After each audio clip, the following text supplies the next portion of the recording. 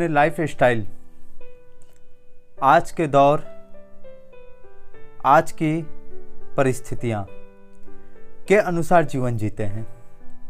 लेकिन जो युवा होता है उसके अंदर छोटी छोटी बातों को लेके बहुत सोचता है।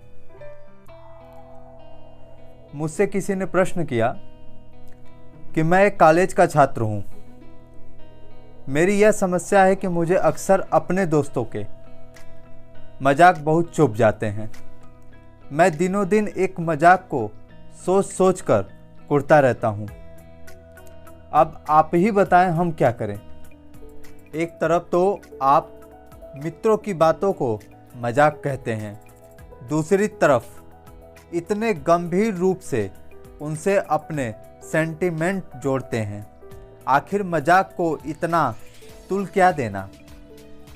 ज़्यादा ही है तो दोस्तों के मजाकिया व्यंग सुनकर आप भी जवाब में एक हल्का फुल्का मजाक कर डालें। यदि हाजिरी जवाब नहीं है तो बस मंद मंद मीठा सा मुस्कुरा दे, यही सोचकर कि इस दो कौड़ी के मजाक पर तुल देकर मैं अपनी इतनी महंगी सोच क्यों जाया या खर्च करूं। बेंजामिन फ्रैंकलिन संयुक्त राज्य अमेरिका के संस्थापक जनकों में से एक थे।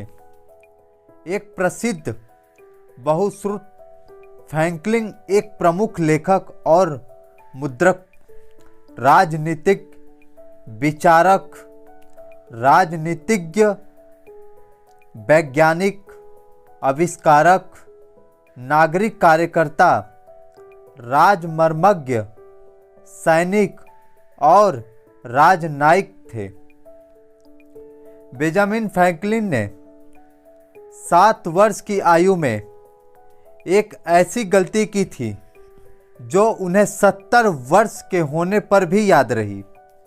वे अपनी बाल्यावस्था में एक खिलौनों की दुकान पर गए, अपनी पिग्गी बैंक तोड़कर दुकान के काउंटर पर सारे सिक्कों की ढेर लगा दी। बदले में बस एक छोटी सी सीटी खरीद ली। बिना उसका मोल पूछे कूदते फांदते सीटी बजाते हुए फ्रैंकलिन घर लौटे। बड़े भाई बहनों को जब सौदे का पता चला तो उन्होंने फ्रैंकलिन को झकझोर, बुद्धू, इस छोटी सीटी के लिए इतनी मोटी रकम। फ्रैंकलिन कहरा उठे। आज आपके जैसे युवाओं की समस्या का केंद्र बिंदु यही है कि यू पे टू मच फॉर ए वाइस्टल। आप भी छोटी छोटी सीटियों के लिए मोटी रकम भरने की आमादा हो जाते हैं। अपना अनमोल चैन, मस्ती, खुशी टके भर बातों पर फिजूल लुटा बैठते हैं। कोशिश करें कि आप बड़े से बड़े व्यंग पर भी कूल रहें। Take it easy. आप कहेंगे यह कहना आसान है, पर धारण करना नहीं। ना चाहते हुए भी गंभीर प्रतिक्रिया हो ही जाती है। बिल्कुल ठीक कहा आपने। हम भी जानते हैं कि केवल व्यवहार के स्तर पर कोशिश करना काफ़ी नहीं है। तो फिर प्रैक्टिकल समाधान क्या है? जानने के लिए आप अगले वीडियो तक साथ बने रहें। हम आपको जल्द ही समाधान तक वापस लाएंगे।